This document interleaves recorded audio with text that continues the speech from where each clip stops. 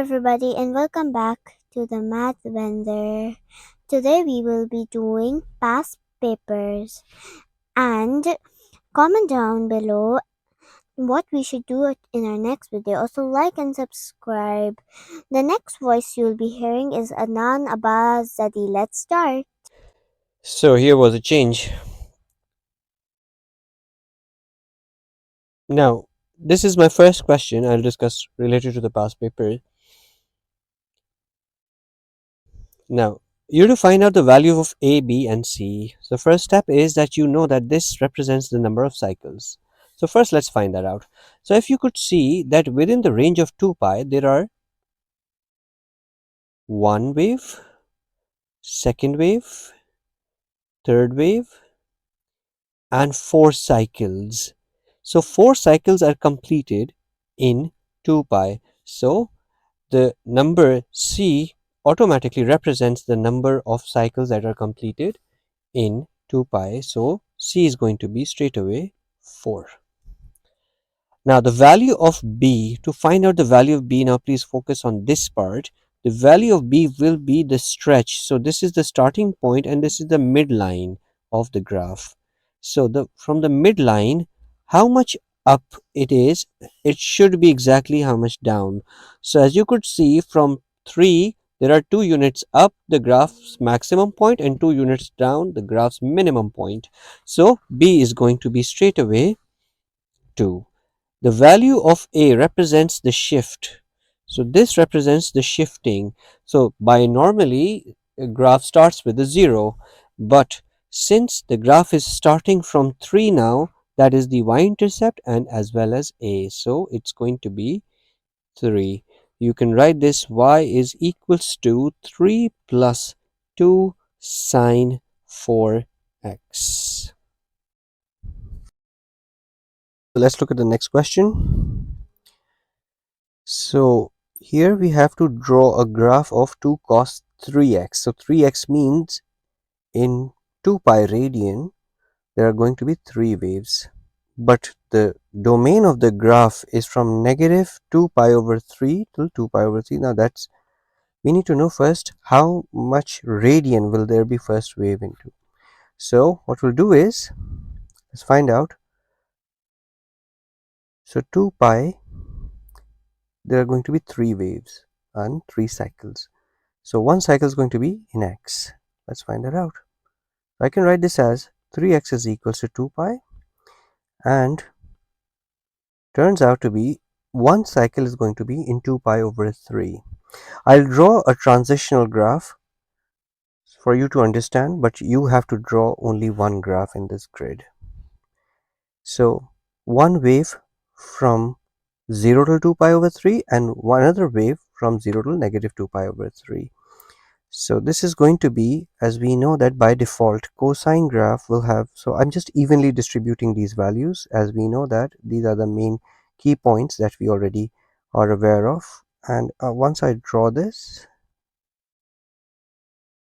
is cosine graph.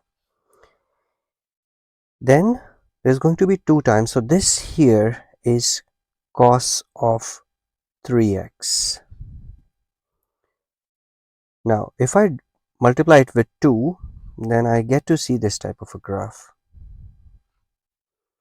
This is 0 comma 1 multiplies and stretches, reaches 2. This is pi over 6 comma 0 remains as is. This value which was at negative 1 reaches negative 2. This remains here, and this is, so after multiplying, this is the stretch. This here is 2 cos 3x. Now shifting it 1 unit up. So 1 unit up, every coordinate I'm just taking it 1 unit up.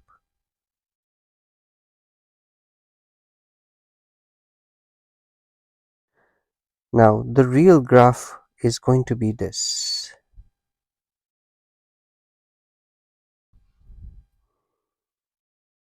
And that is it.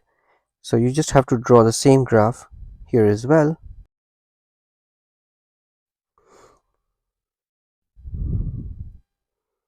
So I'll erase the rest of the graphs. This is all the graph that you're looking at. Now the next part, using the graph or otherwise, find the exact solutions of 2 cos 3x plus 1 whole squared. So this graph which you already have drawn, the graph that you've drawn is 2 cos 3x plus 1 and it is squared. Now if you recall that a square function not only stretches the graph, because the value which was at 0 comma, let's say this value 0 comma 3 is now squared and will reach positive 9. We don't have that much of a grid though. So first step, it says that this is equals to, this graph squared is equals to y equals to 1.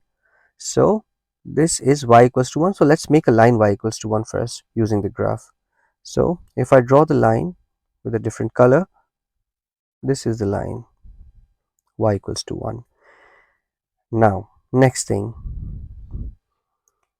if I square this graph, so understood that these values will be amplified, but you are to find out when these two graphs are equal to each other. You have to find out those values of x for which these two graphs are equal to each other, or the roots, the points of intersection. So if I could see that this part of the function, this part of the function here, and this part of the function is negative, after the impact of squared being applied over it, you will see that this graph will now reflect upward, because negative 1, so the coordinate is the pi over 3 comma negative 1, and if you square this y value, because it is the square on the y, it will become positive 1 and reflect like this. The same goes for this one. I'll just erase rest of the other ones.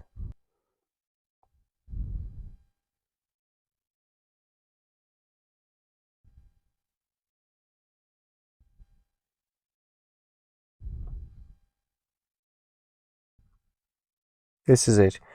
Now looking at how many points of intersection, so this is y equals to 1 and this is the squared graph. How many points of intersection? So if you mark these values, it's going to be this point here, this value, then this value, then this value, 3 values from the negatives and 3 values from the positive. So you can see these values as well. So all you have to do, write down these points. So x is equals to, the solution of it where both of the graphs are equal, it's going to be positive negative pi over 2. I'm just writing them down together. Positive negative pi over 3 and positive negative pi over 6. So there are total 6 values, 6 roots, 6 points of intersection where the cos 2 cos 3x plus 1 whole squared is equals to y equals to 1. Now let's look at another question here.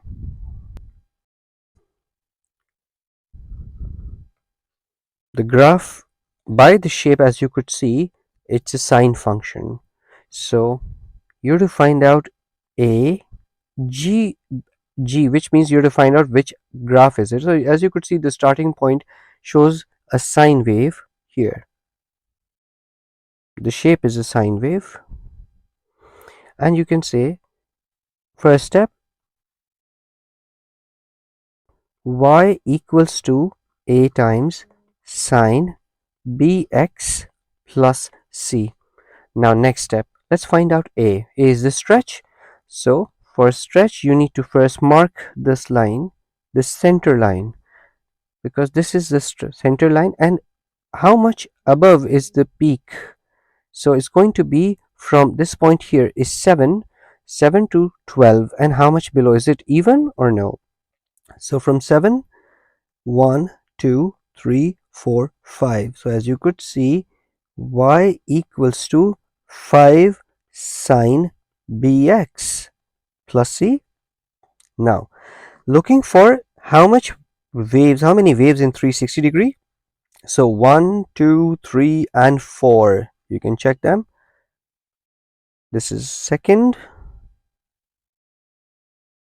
Then we have third, and then again 4.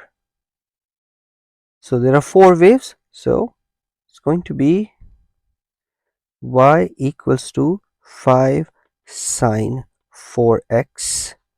And now to check what is plus c, as I told you, the graph originally starts from 0, but the starting from 7, this is the 7 unit shift upwards, so plus 7. Let's look at another question here. Now it is 4 sine 3x. So first step, from negative pi over 3 to pi over 3, so which means by default in 2 pi radian we have 3 waves.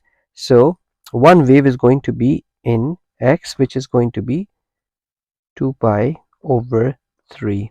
So in 2 pi over 3 there's going to be one wave, and obviously until pi over 3, which is half of 2 pi over 3, is going to be just half a wave. So from 0, and I'm drawing 4 sine 3x, so which means the amplitude is going to be 4. Now this is 4 sine 3x. Now minus 2 means that every value is going to shift 2 units down. So this, I'm just shifting them 2 units down,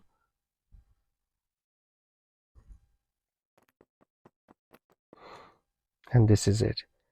So as you could see that this value, so you can erase the rest of the other function, and this is the graph that you're looking for. Let's look at another question here.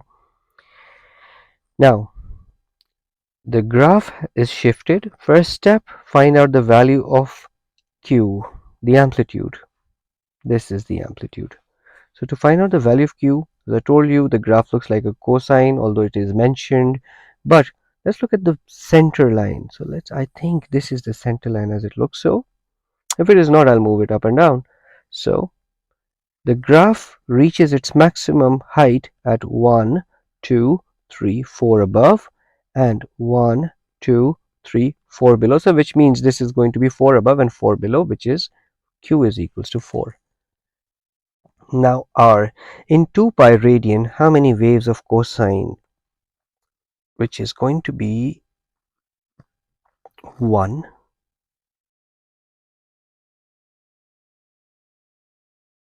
2,